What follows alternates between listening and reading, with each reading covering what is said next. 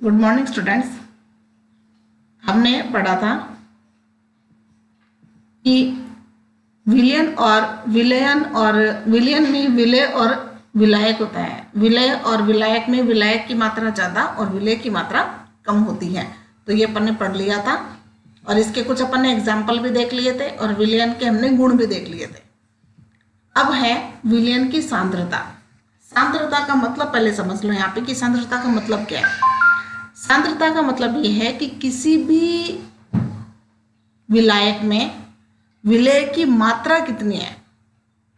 अगर मात्रा ज़्यादा है, विलय की मात्रा अगर विलायक में ज़्यादा है तब अपन कहेंगे कि सांद्रता उसकी ज़्यादा है। जैसे एक छोटा सा एग्जाम्पल, सिंपल सा एग्जाम्पल अपन ले सकते हैं कि अपन एक गिलास पानी में हम 2 चम्मच चीनी डालते हैं और एक गिलास पानी में 2 चम्मच चीनी डाल के हम उसको पूरा घोल लेते हैं और उसके बाद हम एक दूसरा ग्लास लेते हैं और उस ग्लास में हम 4 चम्मच चीनी डालते हैं और 4 चम्मच चीनी डाल के और उसको अपन पूरा घोल लेते हैं, उसको मिला लेते हैं, मिक्स कर लेते हैं।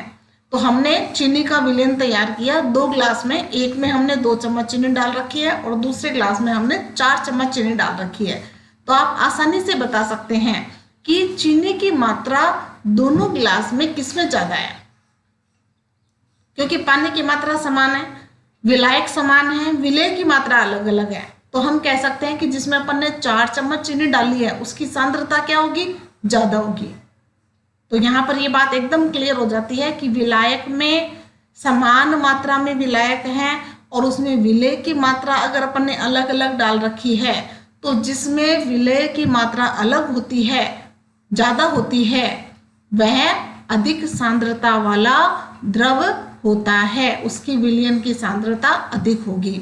और जिसमें विलय पदार्थ कम है, जैसे चीनी विलय होता है तो चीनी कम है तो उसकी सांद्रता क्या होगी, कम होगी। तो ये क्लियर हो गया एकदम कि सांद्रता शब्द का मतलब क्या है। पानी में पानी की मात्रा हमने बराबर ली है, एक एक गिलास पानी की मात्रा हमने ले रखी है और पानी को अपन क्या कहते हैं, विलायक, ठीक है, और चीनी को क्या कहते हैं, विलय। ये अपन ने कल पढ़ा था। और विलय की मात्रा अपन अलग अलग ले रहे हैं दोनों जल में। तो जिसमें ज्यादा मात्रा है उसकी सांद्रता ज्यादा होगी और जिसमें कम मात्रा है उसकी सांद्रता कम होगी। तो ये क्लियर हो गया। तो इसके लिए भी हम जिसमें सांद्रता ज्यादा होती है उसको तो अपन कहते हैं सांद्र विलयन, और जिसमें सांद्रता कम होती है उसको बोलते हैं अपन तनु विलयन, ठीक है। जो तनु विलयन, किसी भी प्रकार का तनु विलयन अगर है तो उसमें विलय की मात्रा कम होगी, ठीक है। तो इससे अपन ये भी कह सकते हैं, जैसे अपन अम्ल लेते हैं तो अम्ल में भी क्या अपन लेते हैं अम्ल, एक तो तनु अम्ल लेते हैं, एक सांद्र अम्ल लेते हैं। तो तनु अम्ल में अम्ल की मात्रा कम होती है और सांद्र अम्ल में अम्ल की मात्रा ज्यादा होती है, ठीक है। अपन ने वो भी अपन कर सकते हैं कि एक एक गिलास लिया पानी का और उसमें अपन नींबू डालते हैं। एक गिलास में अपन ने 1 नींबू डाला, एक गिलास में अपन ने 2 नींबू डाले। तो अब बताइए कि सांद्रता किसकी ज्यादा होगी, अम्ल की सांद्रता, नींबू की सांद्रता कौन से ग्लास में ज्यादा होगी, जिसमें अपन ने 2 नींबू डाले हैं उसकी सांद्रता पहले वाले ग्लास की सांद्रता की तुलना में ज्यादा होती है। तो यहाँ ये बात क्लियर हो गई। तो अपन यहाँ भी एक इस प्रकार से समझ सकते हैं। एक शब्द यहाँ पे और आता है संतृप्त। शब्द क्या आता है, संतृप्त। संतृप्त का मतलब क्या है कि जैसे हमने 1 गिलास पानी लिया और उसमें अपन क्या डाल रहे हैं, चीनी डाल रहे हैं। आपने 1 गिलास पानी लिया, उसमें 1 चम्मच चीनी डाला, उसको घोला, घुल गई। उसके बाद हमने 1 चम्मच और डाला, फिर उसको हमने घोला, वो भी घुल जाती है।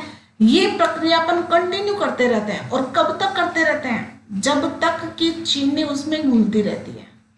जब उस पानी के गिलास में चीनी घुलना बंद हो जाए तब उस विलयन को अपन कहते हैं संतृप्त विलयन। क्या कहेंगे, संतृप्त। संतृप्त मतलब उस पानी की जितनी क्षमता थी चीनी घोलने की, वह उस क्षमता की चीनी घोल चुका है। अब और अधिक वह चीनी अपने अंदर नहीं घोल सकता, ठीक है।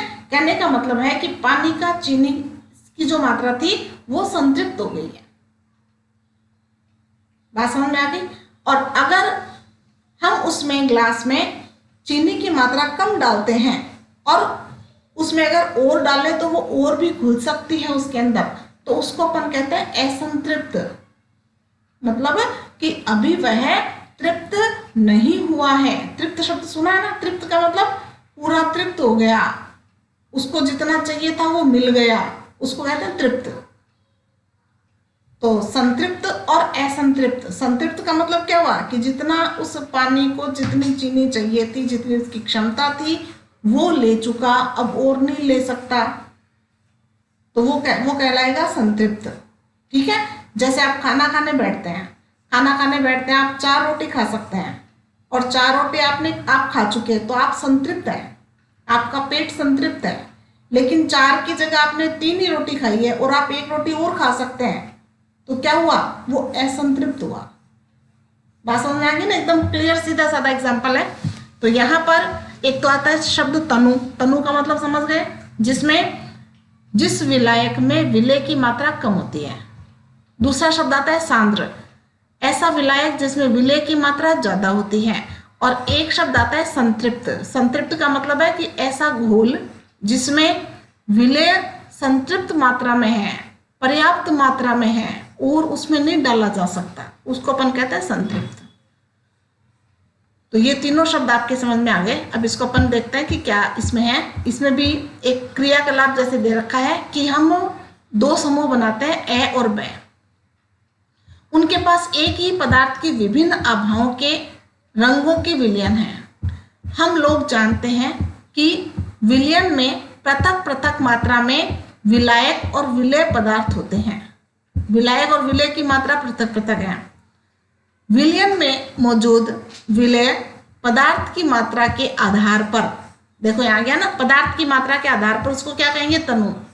अगर विलयन में विलेय की मात्रा कम है तो तनु, थोड़ी ज्यादा है तो सांद्र, और जितनी होनी चाहिए उतनी अगर है तो उसको अपन क्या कहेंगे, संतृप्त घोल कहा जा सकता है।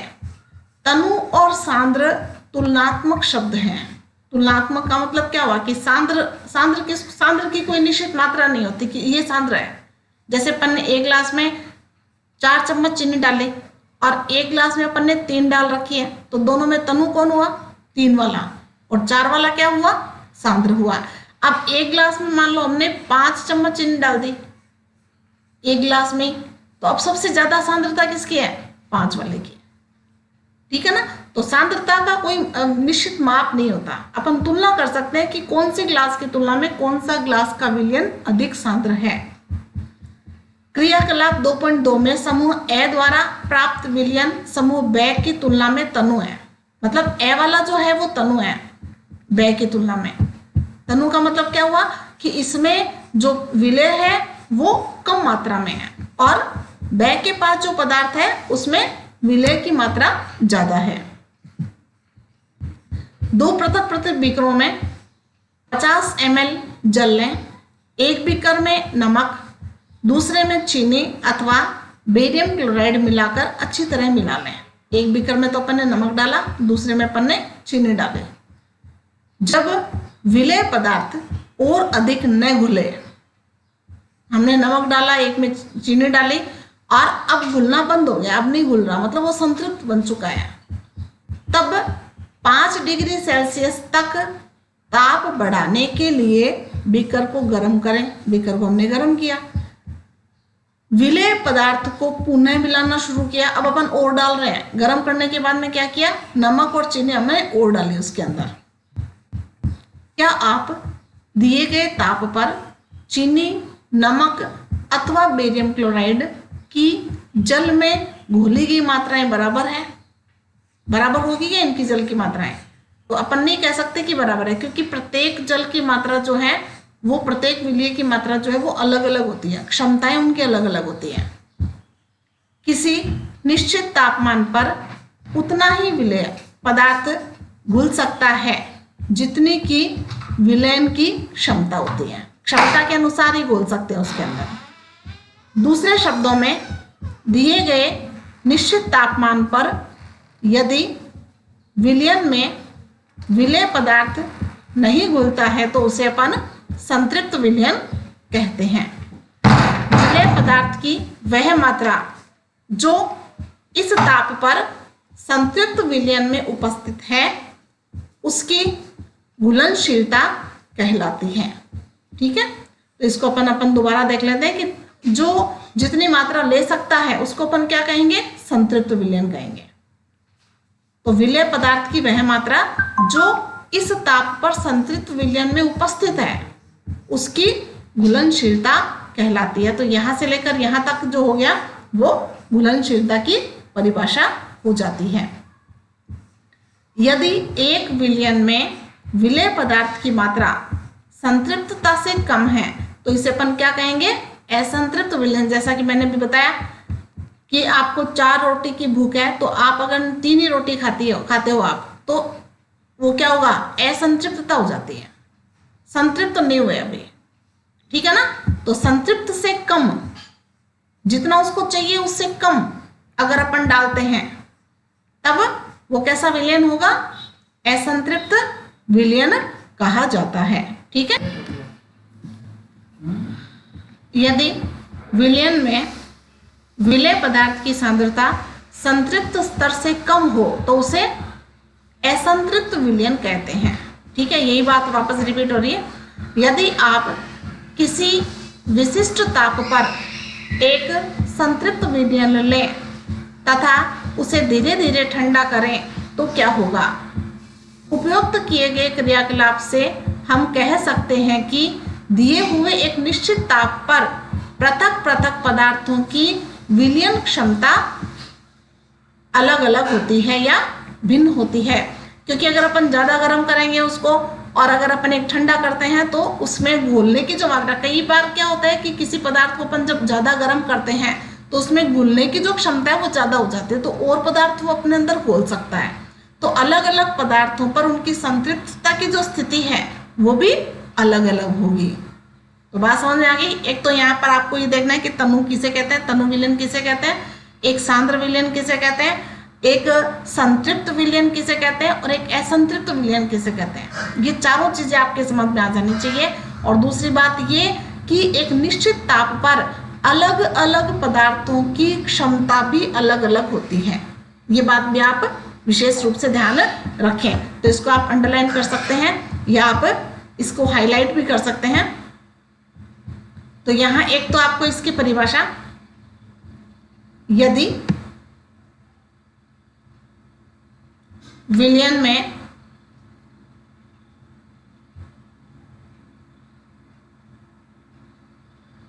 पदार्थ की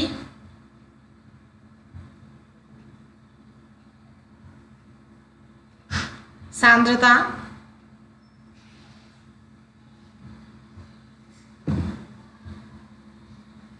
संतृप्त स्तर से कम हो तो उसे असंतृप्त विलयन कहते हैं। तो ये आप इसको थोड़ा सा हाईलाइट कर दें तो ये आपको क्लियर परिभाषा दिखेगी। ठीक है, और दूसरा आप ये कह सकते हैं कि दिए हुए एक निश्चित तापमान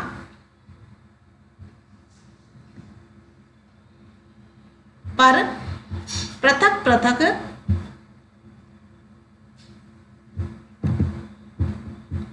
पदार्थों की विलयन क्षमता भिन्न भिन्न होती है। आ गया समझ में? तो इसको आप अंडरलाइन कर सकते हैं। ये आपके मुख्य परिभाषाएं हैं दोनों, तो इसको थोड़ा सा आप ध्यान रखें। अब है विलायक की मात्रा द्रव्यमान अथवा आयतन में घुले हुए विलेय पदार्थ की मात्रा को विलयन की सांद्रता कहते हैं। दोबारा देखिए, विलायक की मात्रा, विलायक की मात्रा मतलब जो द्रव्यमान अथवा आयतन जो उसमें घुला हुआ है में घुले हुए विलेय पदार्थ की मात्रा को विलयन की सांद्रता कहते हैं। तो ये भी आप परिभाषा ले सकते हो। विलयन की सांद्रता को दर्शाने की बहुत सी विधियां हैं, लेकिन हम सिर्फ यहाँ 3 विधियों के बारे में चर्चा करेंगे। क्या ज्ञात कर रहे हैं अपन? सांद्रता ज्ञात कर रहे हैं। ठीक है, विलयन की सांद्रता को दर्शाने के लिए 3 विधियां हैं। द्रव्यमान द्रव्यमान से, द्रव्यमान आयतन से और आयतन आयतन से। हमारे पास में 2 ही शब्द हैं, आयतन और द्रव्यमान। एक तो द्रव्यमान का द्रव्यमान से, आयतन का आयतन से, और एक द्रव्यमान का आयतन से। इस प्रकार से अपन 3% अपन यहाँ पर ज्ञात करेंगे। तो नंबर 1, द्रव्यमान बटे विलयन की द्रव्यमान प्रतिशत। तो प्रतिशत याद करेंगे तो विलय पदार्थ का द्रव्यमान, विलय पदार्थ का द्रव्यमान मतलब हमने जितनी चीनी डाली उसका द्रव्यमान, समझ गए? चीनी का द्रव्यमान बटे विलयन का द्रव्यमान, विलयन का जो द्रव्यमान, जो विलयन तैयार हुआ उसका द्रव्यमान, और गुणा 100। ठीक है, तो यहाँ विलय पदार्थ का द्रव्यमान बटे विलयन का द्रव्यमान गुणा 100, ये सूत्र याद रहेगा आपके।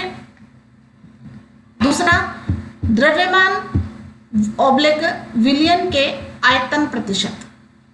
इसमें क्या जाएगा? द्रव्यमान और आयतन। तो विलय पदार्थ का द्रव्यमान मतलब चीनी का द्रव्यमान बटे विलयन का आयतन। हमने कितना लिया? हमने जो विलयन लिया है उसका आयतन कितना है? आयतन में द्रव्यमान में बहुत अंतर है, ये ध्यान रखना।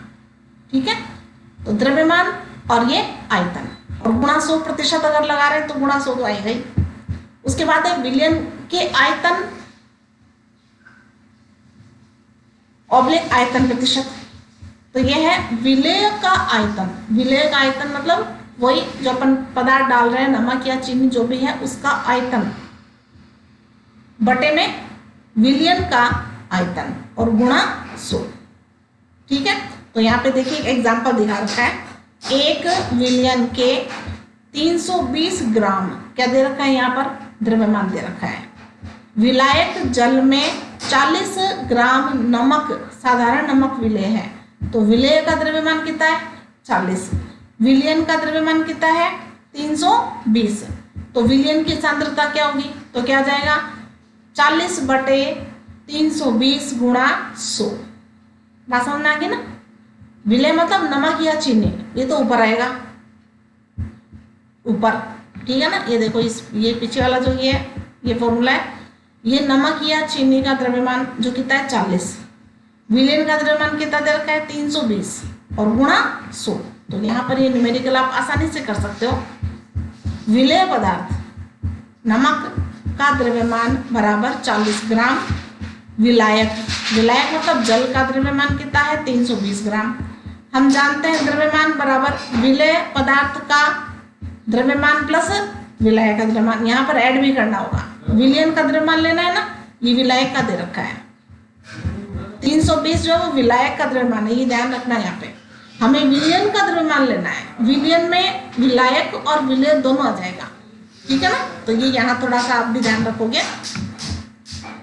तो 40 प्लस 320 कितना जाएगा? 360। चीनी और नमक और पानी दोनों का टोटल द्रव्यमान कितना हो गया? 360 हो गया। अब यहाँ पे आ जाएगा नमक का द्रव्यमान बटे विलयन। विलयन मतलब घोला हुआ, घुलने के बाद जो द्रव्यमान आया वो, और गुणा 100। तो इसको सरल करेंगे तो क्या जाएगा? 11.1%। तो ऐसे आप ये सांद्रता आ गई। ठीक है ना, विलयन का द्रव्यमान प्रतिशत। बात समझ में आ गई सबके? अगला जो बिंदु है वो है निलंबन क्या है। निलंबन मैंने पहले ही बता दिया था कि कोई पदार्थ, जरूरी नहीं है कि सभी पदार्थ घुल जाएं। कुछ विलय पदार्थ ऐसे होते हैं जो विलायक में नहीं घुलते, वो अलग रहते हैं। ठीक है ना, उसको अपन कहते हैं निलंबन। क्रियाकलाप 2.2 में समूह से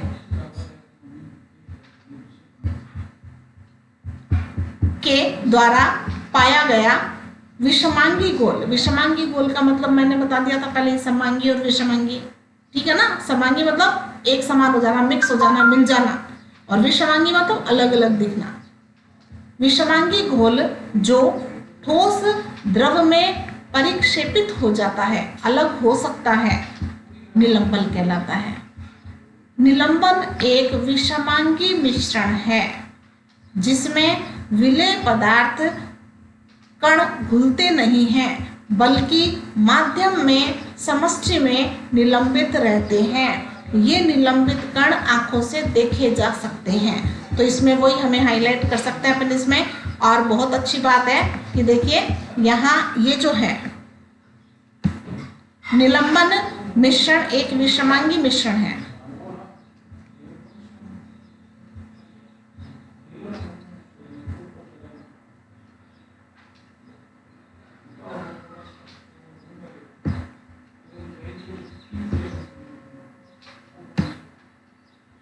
इसमें विलयन पदार्थ कण घुलते नहीं हैं बल्कि माध्यम समष्टि में निलंबित हो जाते हैं। माध्यम जो अपन ने जिसमें भी डाला है, जैसे पानी है, अल्कोहल है, हमने किसमें भी जिसमें भी उनको डाला है, हमने घोला है, ठीक है ना, वो माध्यम समष्टि, माध्यम की समष्टि में निलंबित रहते हैं।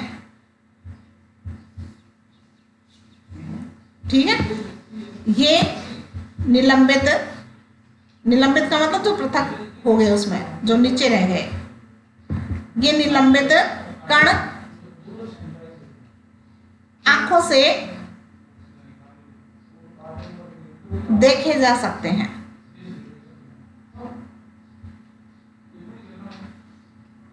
बात समझ में आ गई? तो इतना आप इसको हाईलाइट कर सकते हैं और ये मुख्य आपके चीजें हैं। बात समझ में आ गई? तो इसमें आप एक तो आप जो पीछे मैंने एक न्यूमेरिकल करवाया ये आप करोगे, एक ये जो मैंने एग्जांपल आपको करवाए हैं ये भी आपको करना है, और जो फॉर्मूले लिखवाए हैं, एक जो मैंने अंडरलाइन की है, जो हाईलाइट किया है, वो आप याद रखोगे, उनको याद करोगे। और इसमें मैंने 4 चीजें आपको बताई है, तनु, सांद्र, संतृप्त और असंतृप्त। इनको आप चारों को अच्छे से समझ लेना और जो फॉर्मूला आपको बताया वो आपको याद करना है। तो आज के लिए इतना काफी है। धन्यवाद।